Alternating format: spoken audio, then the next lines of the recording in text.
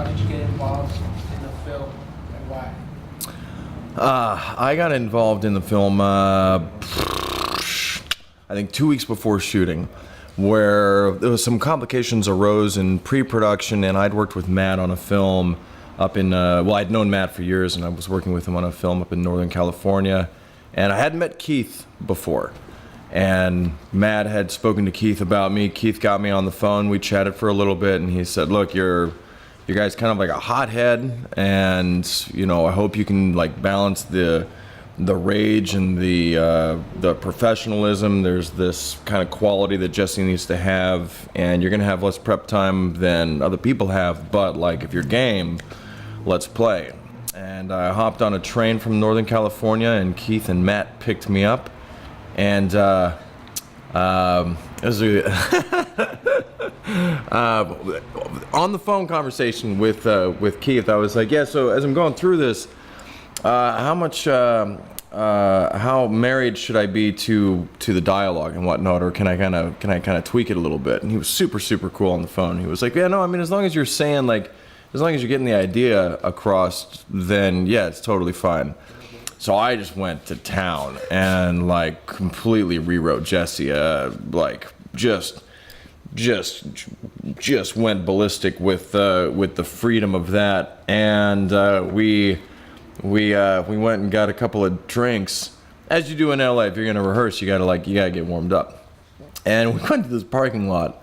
And about an hour and a half, 2 hours into this rehearsal, Keith was finally like, "Oh, what script did you memorize? What is this?" So we went back to square one and learned the actual lines that I was supposed to. But it was a really good bonding experience because of so much of this movie kind of relying on me and Keith and Matt having a good relationship and being able to like understand each other. That even though in most scenarios you would perceive that as being like probably starting a working relationship off on the wrong foot, everybody handled it with such a good sense of humor that it helped us feel like we were already brothers from the very beginning. So, that's my my long-winded answer to your very short-winded question. Tell us more about your character. Jesse Mason is a complicated Gus. He's the oldest of the brothers, and he's not in charge, and that bothers him a lot. And he respects Ren, and he knows that Ren has these qualities that he doesn't have, and that's the reason why he's not in charge. But it still pisses him off. And the other thing that I really liked about working with Keith on this was the freedom that we had when it came to where these guys come from as far as their backstory. Yeah, they're a family, but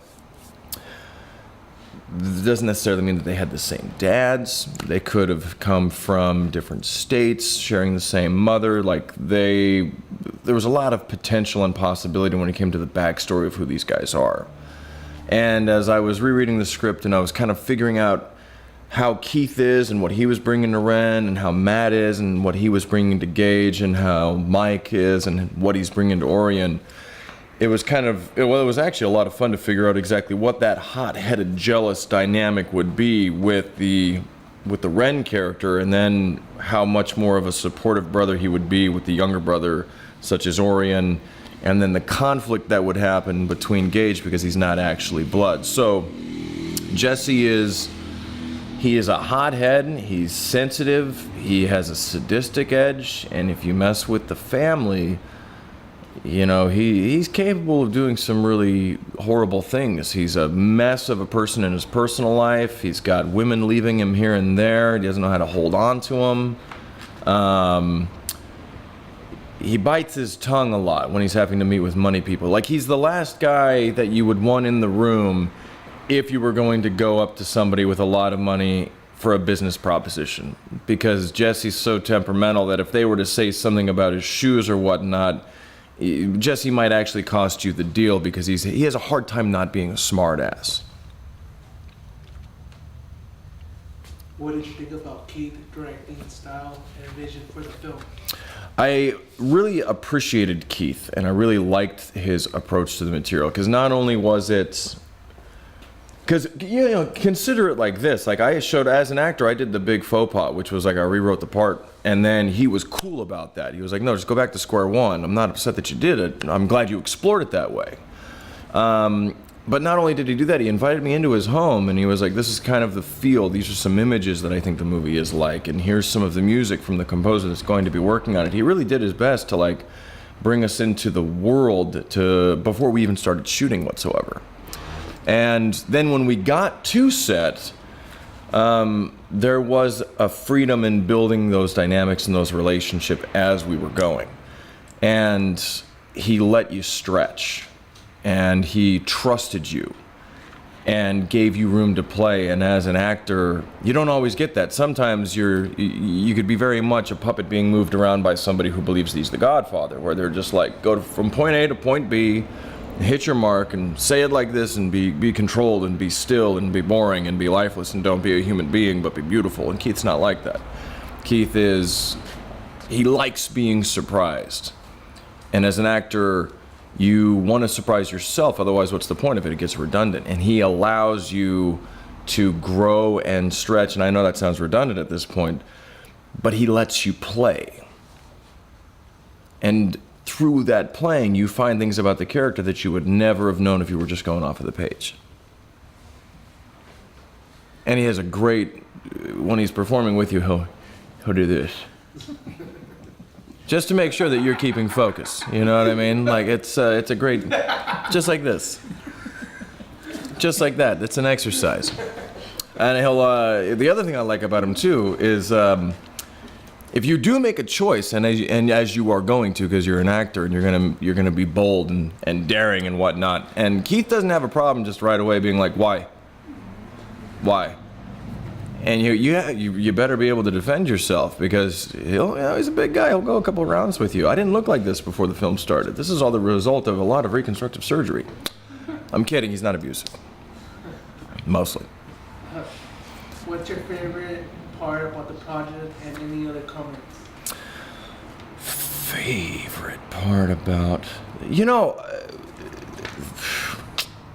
damn, that's a profound question. As a kid, you can't be a bank robber, because there's consequences that go with that. So you go into acting where you can be all the things that you can't be in real life, because you just really you don't want to go to prison.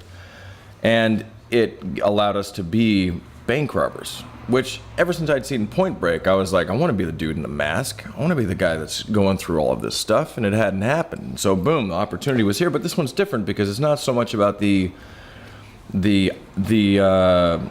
up to the heist. It's all the aftermath of the heist. And so that was an interesting perspective to take the material with.